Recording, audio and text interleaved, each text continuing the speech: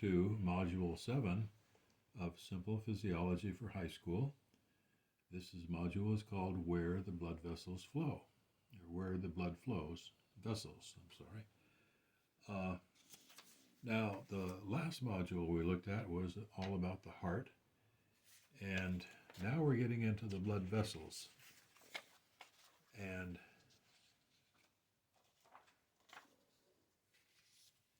when we talk about the heart and blood vessels together, we call it either one of two names. You can call it the circulatory system, which means that the blood is circulated around the body, right? Or you can call it the cardiovascular system, which cardio relates to the heart and vascular relates to blood vessels. So this is the system of the heart and blood vessels. Either of these names is fine when you refer to this system. And notice we are talking about systems. We've taken a look at the digestive system, at the respiratory system, and now we're taking a look at the circulatory system. Okay, very good. So what does the circulatory system look like? Well, it is a system of blood vessels. Here in this picture, we are looking at the arteries. Now remember, the arteries are the tubes or the blood vessels that go away from the heart. A good way to remember that is artery begins with an A, and away, also from the heart, also begins with an A. So starting at the heart right here, remember we had the aorta coming out of the heart and going back down behind the heart. And here at the aorta, you can see going down the center part of the body. This is called the descending aorta.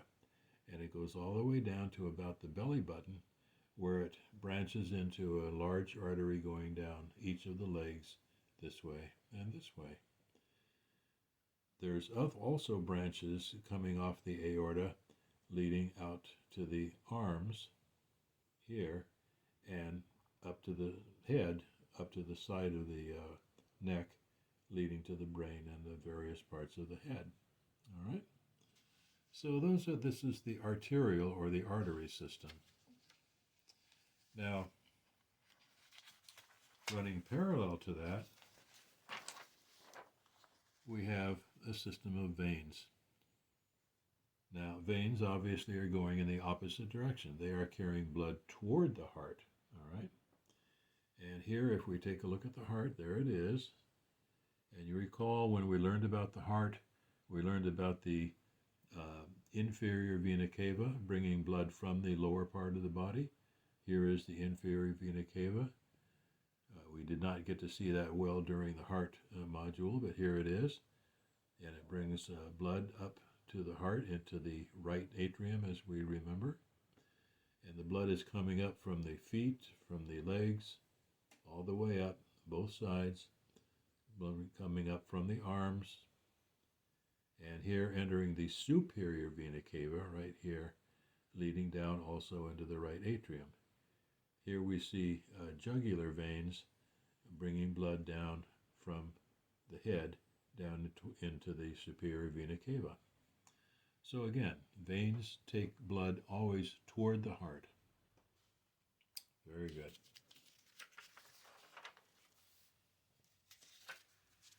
Here's a nice shot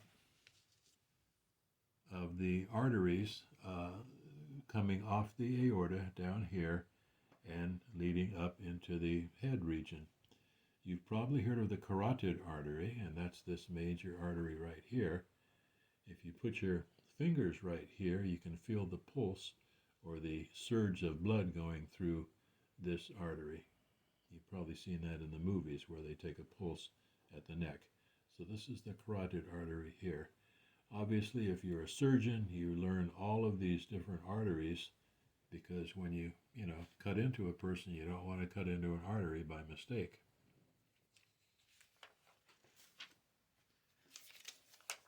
And just like when we're looking at the other picture about the veins, of course, would take oxygen poor blood back toward the heart, And here we have the jugular vein coming down and meeting the superior vena cava, which is out of the picture here. Okay, very good. Very rich blood supply, arteries going out from the heart, veins coming back to the heart. Here it gives you another picture of the major veins. Here in the middle is the inferior vena cava coming up here. You can see it. And all of these organs that you recognize now, the large intestine, the stomach, the spleen, the liver, they all, small intestines, they all feed their oxygen-poor blood into the inferior vena cava to bring that blood up to the heart. Okay?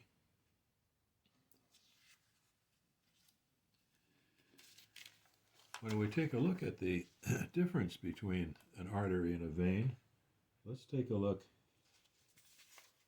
at an artery first on this side over here.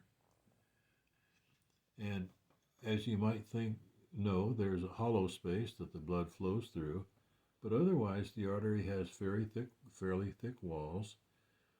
The inside hollow space here must be very smooth for the blood to move in. Other layers of the artery account for flexibility and strength. Okay? The largest of the arteries is about 1 inch across. And then, when we look at the veins, first of all, we look at the hollow space that the blood flows through is larger, all right? The veins tend to be a little bit more flabby, not as resilient as the arteries. Also, the veins in the legs actually have little valves here, so that as the blood tries to move up the legs against gravity, these valves stop the blood from flowing back toward the ground. It's a way to keep the blood flowing up from the feet and the legs up toward the heart. Okay?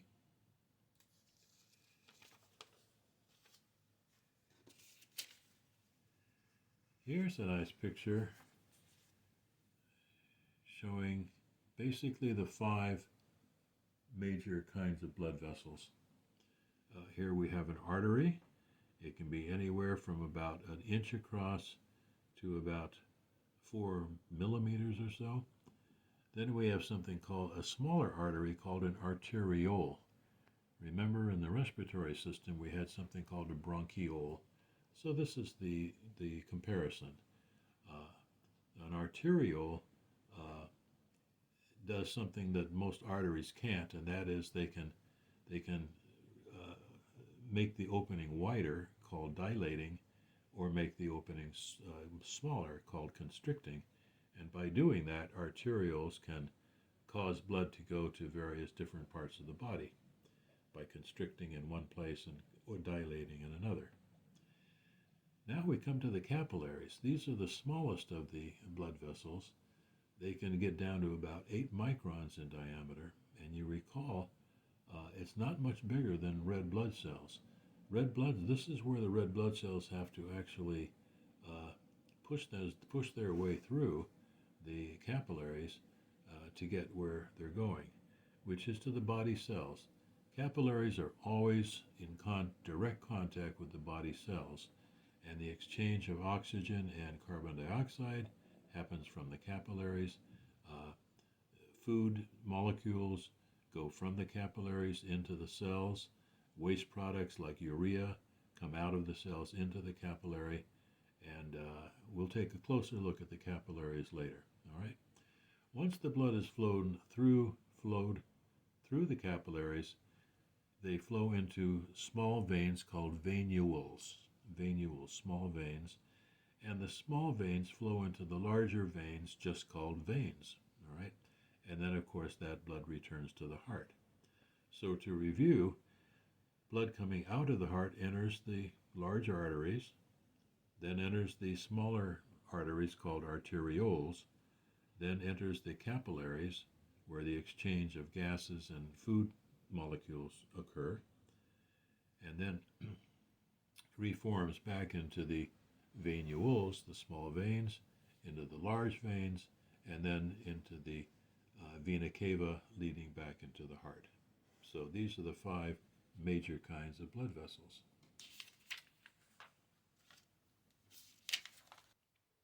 And by the way, here's something practical to know. In the arteries and the arterioles, you're going to have oxygen-rich blood. And especially in the arteries, it's going to be under quite high pressure. Whereas in the veins, as you recall, it's going to be oxygen-poor blood returning to the heart, and it's going to be under relatively low pressure.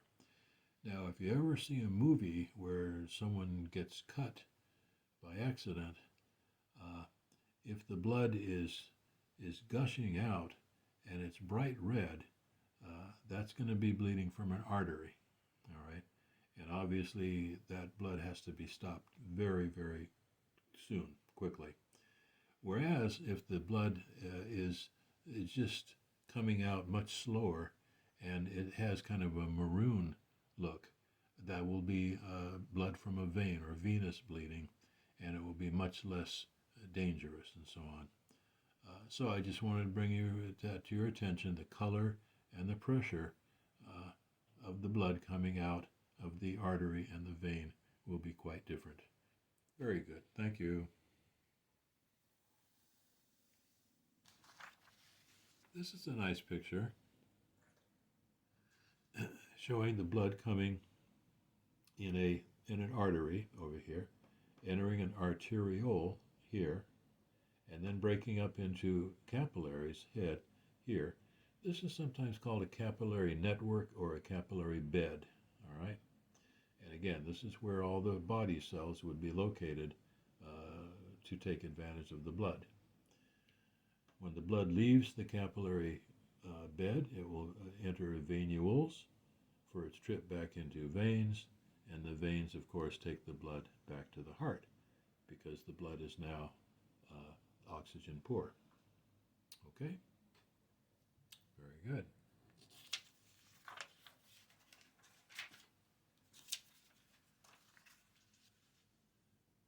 This is another picture showing, as you recall, when we looked at the heart, there was the pulmonary circuit, the blood flowing from the heart to the lungs and back to the heart and to the lungs. And then, of course, there was the systemic circuit going out to all the body systems, and that went from the heart out to the body, back to the heart, out to the body, and so on. But here we can see the capillary network or the capillary beds, which is where all the cells are located. This is everywhere in the body, all right? So oxygen-rich comes out of the heart down to the capillaries. Oxygen goes out to the cells, CO2 comes from the cells, and then the blood reforms into venules, into the vena cava, and then back to the heart. Okay?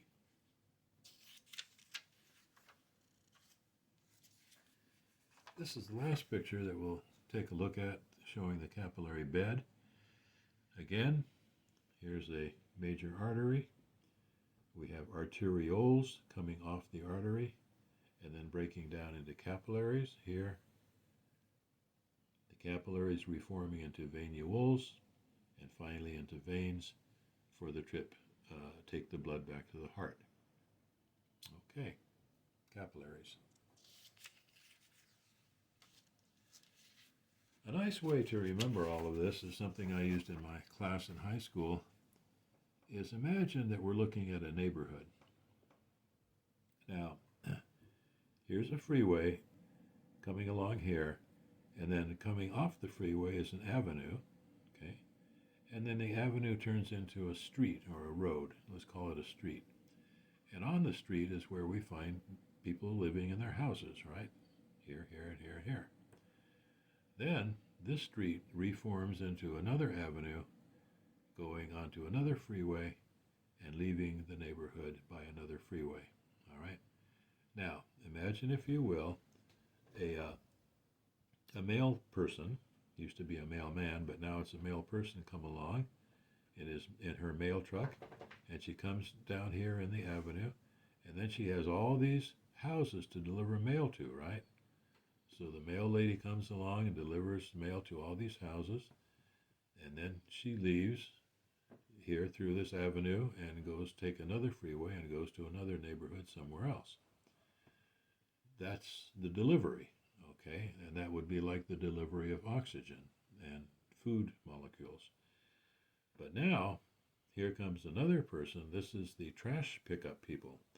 So the trash pickup people come along the freeway, they go through the avenue, down onto the street, and they go to each house collecting refuse and trash that the people don't want.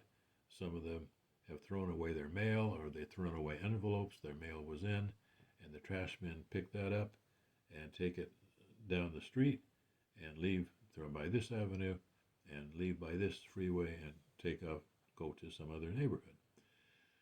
So these houses, of course, are the body cells, and they have just given up their CO2 and their urea to the trash man who takes it away. Just kind of a nice way of looking at how our circulation works. Okay. Now, an interesting thing about the arterioles, remember they're the small arteries, is that the rate of flow, in other words, how fast the blood flows through those blood vessels, is determined by the diameter of the blood vessel. That just makes sense, right? The larger the diameter, the more blood can flow through. And so when we look at the diameters of the blood vessels, here I just arbitrarily have one at 1 millimeter, 2 millimeters, 3 millimeters, and 4 millimeters. To figure out the cross-section of each of these blood vessels is simply a matter of this formula you probably learned in the 8th grade. The area of a circle is pi r squared. And so to find the area of each of these diameters here, we just use the formula pi r squared. Now you would think that if you took a 1 millimeter diameter blood vessel and doubled it to 2 millimeters, that would double the flow rate. But not so. Here's what happens. If you double the diameter, the flow rate increases by 4 times. And if you triple the flow rate, the diameter, the flow rate increases by 9 times. And if you quadruple the size of the diameter, the flow rate increases by 16 times because of the area that the blood is now flowing through. The whole point of this is that arterioles can dilate, can become larger like this, or can constrict, become smaller like this. And they can do it very quickly. And by doing that, they are able to push blood to different parts of the body, all right, where blood is needed, all right? For example, well, let's go back to those words again. These are very important words, so I want to go over them. Arterioles can open up, which we call dilating, right? Or they can close down, which we call constricting. When they dilate, more blood can flow through, and when they constrict, less blood can flow through. Now, why would the body want to do something like that? Well, it's called redirecting the blood to different parts of the body. Let's take a look at digestion. Let's say you've just eaten a meal, and your body the food has gone into your stomach and into your small intestines and is being digested. Where does your body want the blood to go? Well, you want it to go into your digestive organs to pick up the food molecules that are being digested. Where do you not need the blood to go? Well, to the major muscles in your legs. So the arterioles in your legs will constrict, allowing less blood flow, and the arterioles in your digestive system will dilate, allowing more blood flow. That just makes sense. Here's another example. If you're exercising, you're running around the track, where do you want the blood to go? Into your legs, into those big muscles in your legs. So those arterioles will dilate. Meanwhile, the arterioles in your digestive system, for example, will constrict and allow less blood to go through there. One more example, which we will be taking a look at more in our next module, has to do with body temperature. If you're in a very cold climate, your blood vessels in the skin will constrict, allowing less blood to flow to the skin because you don't want to lose that heat. And more blood vessels deep inside your body will dilate, more arterioles, to allow more blood to stay down in your body. All right. So again, the body has an ability to redirect the blood flow to wherever it's needed at any particular time. Okay. I'd like to turn our attention now to blood pressure, which is a very big topic. And to do that, what I want to do is review the unit of measurement of blood pressure, which is the millimeter of mercury.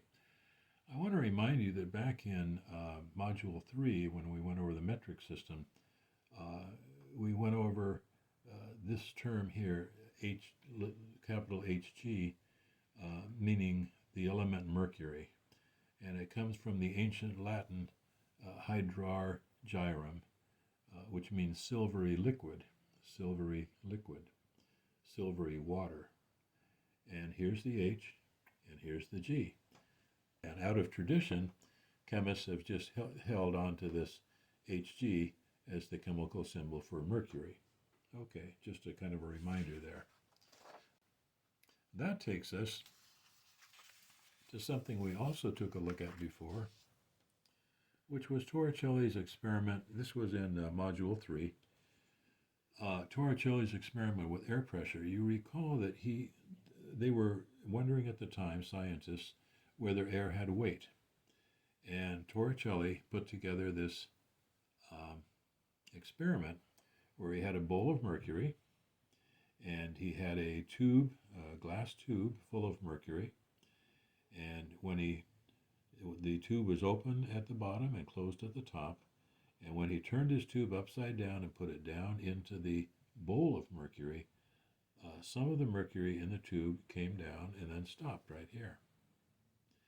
And when Torricelli measured the distance from the top of the mercury in the bowl up to the tube here, it was 760 millimeters distance from here to here, or 76 centimeters, same thing. And so Torricelli said, well, why is this mercury still up in the tube here? Why doesn't it fall down into the bowl? Because this mercury is quite heavy. And he came to the conclusion that the air, the force of the air in our atmosphere pushing down on the top of the mercury in the bowl pushed the mercury up in the tube, but only so far. In other words, the weight of the air and the weight of this mercury were identical. They balanced each other, okay? Now, this was done at sea level. This was done at the beach.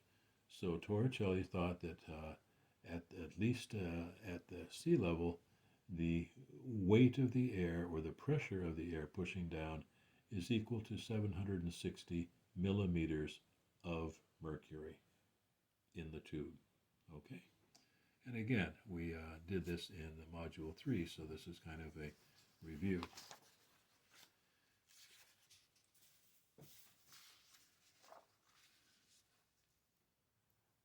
So again, air pressure at sea level was now shown to be 760 millimeters of mercury of weight or force, okay? And if this contraption was taken up in the mountains, the mercury was not pushed as high in the tube because there was less air pressing down, and that made sense. Torricelli had just invented the barometer, which we still use today to forecast hurricanes and tornadoes. The main thing for our purposes right now is to remember this unit of measurement. The millimeter of mercury is used not only to measure lung pressure, which we'll take a look at in a minute, but also to measure blood pressure. And in honor of Torricelli, when we use the unit millimeters of mercury, we just say Tor for Torricelli. Would you rather say millimeters of mercury, or would you rather say Tor? There's no contest, is there? Okay, good. Now, let's get back to a little physiology here. You recall that when we looked at the lungs before, we said that the bringing air in and pushing air out was simply a kind of a matter of physics, a matter of difference of air pressure. That over here, when we were taking it, bringing air in, an inhalation, the diaphragm would pull down just a little bit, enlarging the volume of the lungs, which made the pressure in the lungs go down a little bit, but the outside pressure was still high, and so air was pushed into the lungs, or sucked into the lungs, depending on how you looked at it. But it was clearly the outside pressure, that difference, that made the air go into the lungs. When, on the other hand, we wanted to exhale, the opposite would happen. The diaphragm would push upward, which would decrease the volume of the lungs, which would raise the pressure inside the lungs, in contrast to the pressure outside. And we always go from a high pressure to a low pressure, so air would leave the lungs and go out to the outside world. What we didn't look at before was the units of measurement, and we're going to take a look at that right now. Here we see my wonderful picture of the lungs, the bronchi, and the trachea, and the diaphragm muscle down here. So this is a picture of a person who is between breaths. He's not inhaling and he's not exhaling. So my question is, which way is the air moving? If you said nowhere, then you're exactly right. There is no movement of air here. Why? Because the pressure inside the lung is the same as the pressure outside the lungs. 760 torr in both places. No movement of air. If we have what's called equilibrium. Okay? But now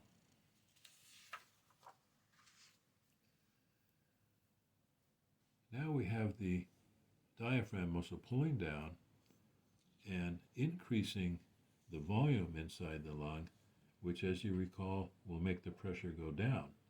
So what was before 760 is now 757. It just went down 3 torr. What is it outside? 760. That's just normal outside pressure. So which one is the higher, outside or inside? The outside pressure is higher. So the air is going to be pushed into the lungs. That's your inhalation. When you are ready to exhale, the opposite happens now. The diaphragm comes up, squeezes or lowers the volume of the lungs, which increases the pressure. It only went up 3 torr from 760 to 763, but that's all it takes. Which has the higher pressure, inside or outside? Here's the higher pressure, so the air is pushed outside of the lungs. And we're using our torr values to express that. Now we're going to move to blood and blood pressure. Here we see a blood vessel. It doesn't matter, they all have blood pressure. Let's call it an artery. It doesn't really matter. And the flow obviously is in this direction, okay? But what we see is that as the blood flows, it also pushes out on the inside walls of the blood vessel, here and here, here and here. That push out against the walls of the blood vessel is blood pressure. Okay? That's all pressure means.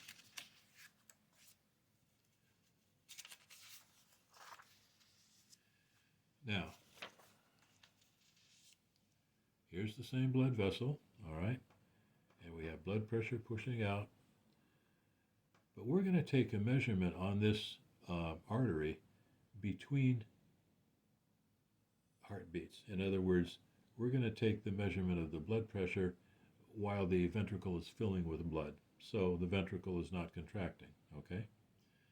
And if we attached Torricelli's mercury tube to the wall of this artery right here and detected that push, that pressure pushing out on the wall, the mercury would go up 80 millimeters high.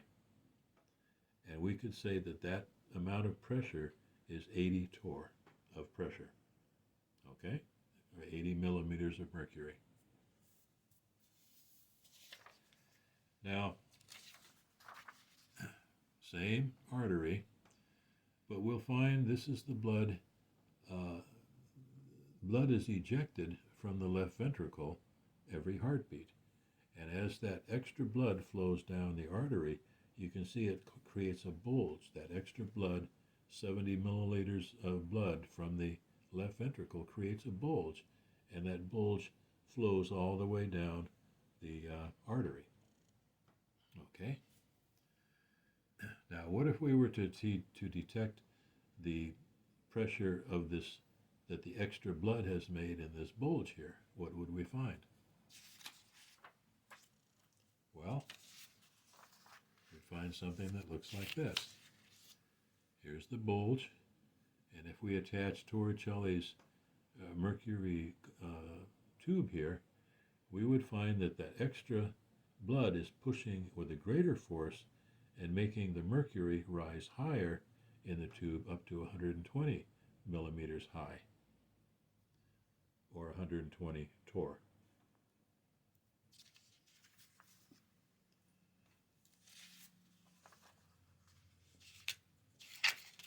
So we now have a blood pressure reading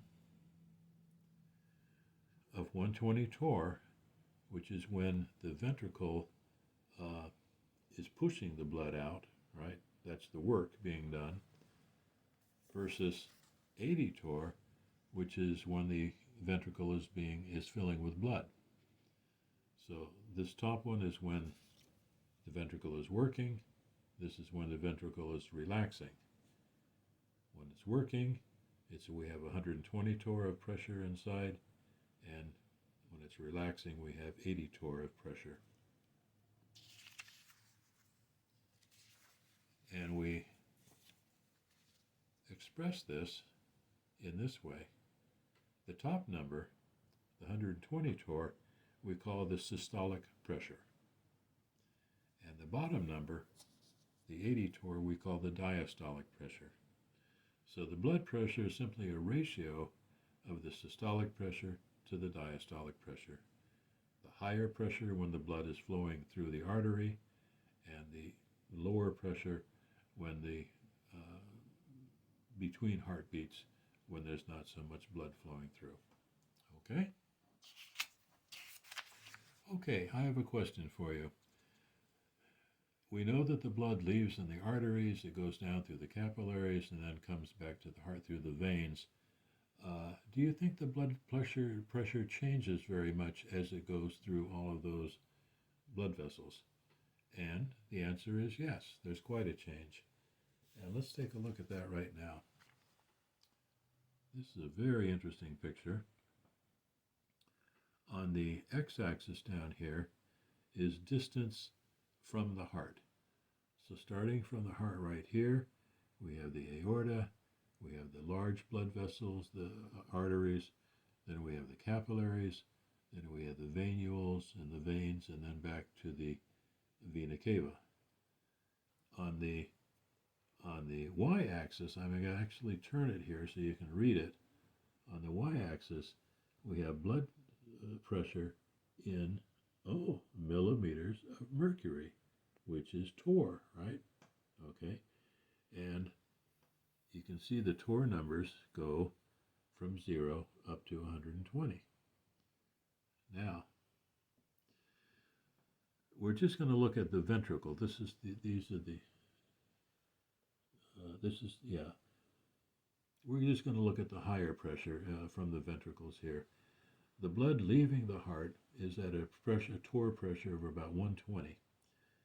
It stays pretty high through the arteries, but then as it enters the arterioles, it takes a dive, and as it goes into the capillaries, it loses a lot of its pressure, and as it goes into the veins or the venous system and entering the venules and the vena cava, the blood pressure goes practically down to about 2 or 3 torr. I want to repeat that. Starting at 120, as the blood moves away from the heart, it loses its blood pressure, even going through the capillaries, losing pressure, and finally, as it goes back to the heart, it is practically trickles back into the heart. I've heard a doctor actually describe it that way. So what is the cause of this lowering of the blood pressure as it goes through the body like this? Well, it's primarily friction with the walls of the blood vessels themselves. It's just a long way from the heart to go down to your toe and then all the way back again. And all that distance and friction just slows down the blood pressure. This is a similar picture, a little bit more colorful, but it shows basically the same thing. The x-axis distance from the heart, and the y-axis torr values up to, 100 in this case. Blood coming out of the heart is at a very high pressure, and as it goes down into the capillaries, it loses its pressure, and into the venous system or the veins, going back to the heart, practically down to about 2 or 3 torr. Okay? Barely makes it back. I didn't give you a chance to look at the names here of the blood vessels: aorta, arteries, arterioles, capillaries, venules, veins, vena cava. Okay, good. Here's something very interesting that I didn't know about until not too long ago, and that is, what would you imagine the pressures inside the heart chambers to be? Well, it might surprise you.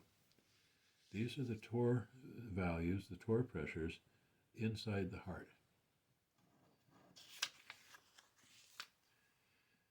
Here's the right atrium, the left atrium, the right ventricle, and the left ventricle. We've been through this before with the heart. So you can see that the vena cava coming back into the right atrium come in with a torr value of around 4, very, very low amount of pressure. Goes down into the right ventricle, which pushes blood to the lungs. The squeeze itself is around 25 torr. The average torr value going through the lungs is only about 15 torr. Very little resistance going through the lungs. Here we have blood coming back from the lungs through the pulmonary veins, going into the left atrium. Again, the pressure is only about 6 torr, and then the blood finally goes into the left ventricle. This is the big difference, because the left ventricle gives a giant push and pushes blood under 120 torr out through the aorta into toward the body cells. And if you measure the blood pressure in the aorta or the arteries branching off the aorta, you'll find a very high pressure.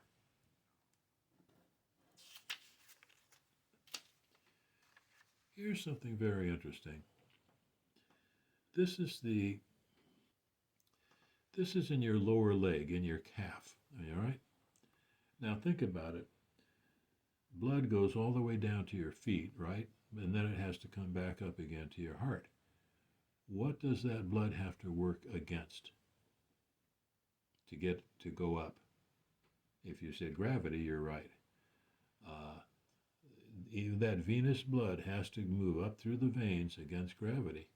Now, Mother Nature has fitted the veins in your lower legs with valves similar to those in the heart, so that as the venous blood comes up here and tries to go back by gravity, the valve doesn't let that happen. And as you squeeze your calf muscles by walking or running, uh, it squeezes the blood upward toward the heart, which is what you want. So you've got these valves, again, in the veins of your leg, lower leg, which helps push the blood up toward the heart. And this is called the skeletal muscular pump. Whoops, sorry about that. I'm just going to hint at the next topic, which is the regulation of blood pressure. Remember we talked before about what regulates the breathing rate, and it was the chemoreceptors, as you recall, in the aorta and the carotid artery. Here, a similar thing happens to regulate the blood pressure. These are called baroreceptors. They are little nerve groups that are found in the aorta and in the carotid arteries. The carotids are the ones that go up, the arteries going up the side of your neck. These baroreceptors are groups of nerves that detect pressure, and they detect the pressure by the stretching of the blood vessel. If the blood vessel is stretching, then that means the pressure is high, and the baroreceptors will send a message to the brain that the blood pressure is too high. The brain will send a message back to usually the arterioles, telling the arterioles to dilate a little bit and relax the blood flow, and kind of that's what happens. When we get to the brain, we'll get in a little bit more detail about how this happens, but these are called baroreceptors. They regulate blood pressure, and they are found in the aorta and the carotid arteries. One of the last things we're going to take a look at today is how the doctor or nurse takes the blood pressure, or actually anybody really these days. Let's see how we're going to do this. Why don't we start here? Okay. We're going to start with blood flowing down the brachial artery of the arm. Okay. This is a major artery. The blood pressure would be fairly high.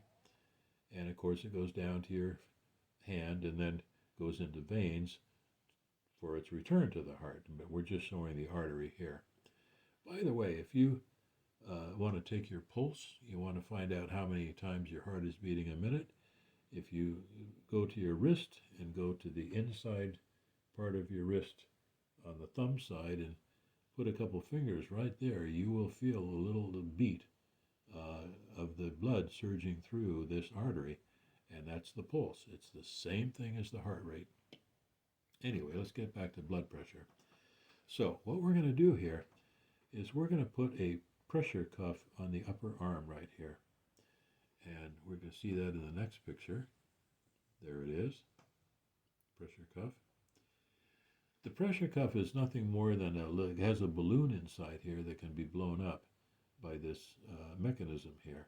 By squeezing on this little ball, you can pump air into the balloon, which tightens the cuff here around your arm.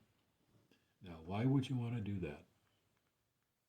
Well, what you want to do is tighten this cuff so much that you stop the flow of blood entirely.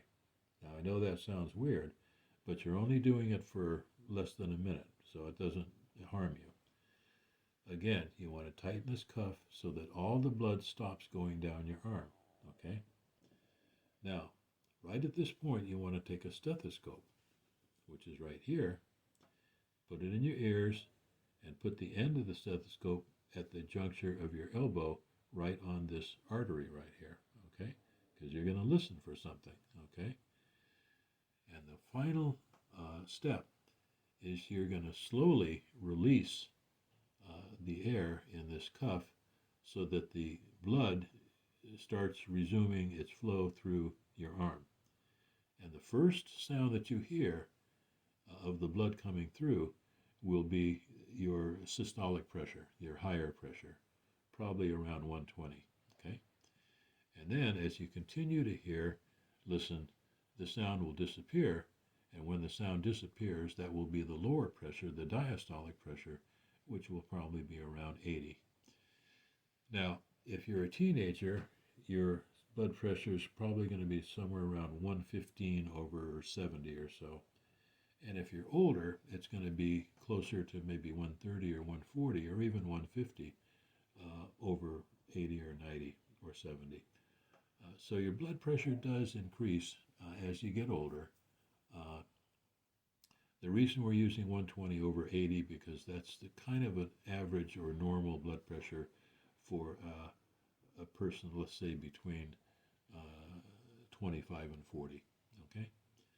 Now, let me tell you what you're going to listen for when you have this stethoscope on, okay? So you've got the cuff tightened, right? And now you loosen the cuff slowly, and you're going to slowly let the blood flow back through the arm here. Here's what you're going to listen for. Listen carefully. It'll sound like this.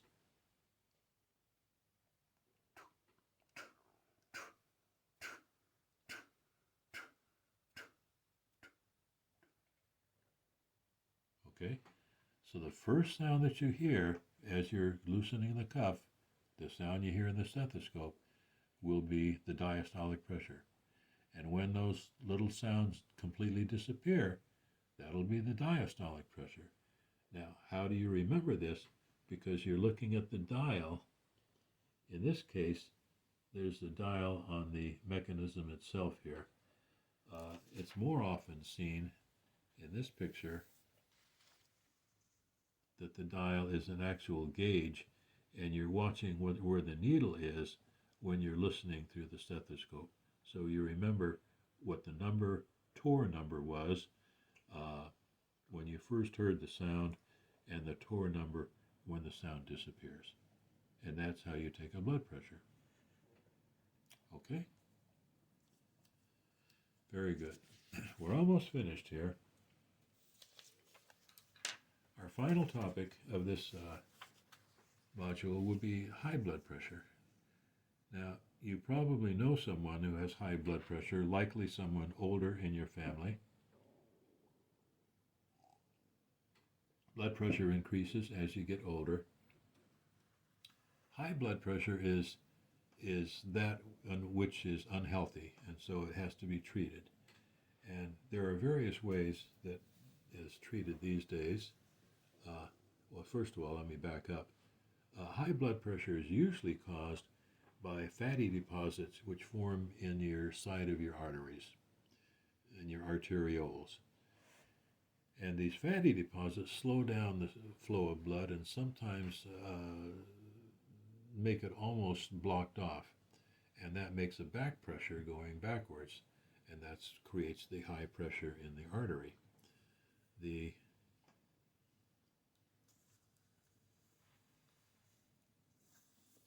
Excuse me. Oh yes. What's happening in the artery that's unhealthy is there's an excessive force pushing against the walls of the arteries. It's kind of like a pounding on a wall of a house, right? And eventually the wall is going to kind of wear away, right, and maybe fall down.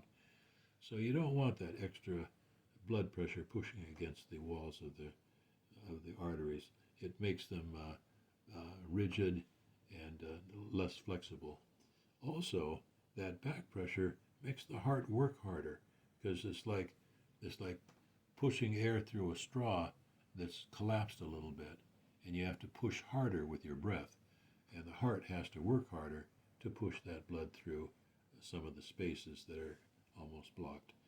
So, and if this happens in your heart, in the coronary blood vessels in your heart, well, that's really bad. So anyway, what can we do about high blood pressure? Well, and this is the last thing we're going to cover today. The basic things that you can do without medication is to lose weight and exercise more. Everybody knows that, right? If you come under a doctor's care, which is a good idea, they will provide medications which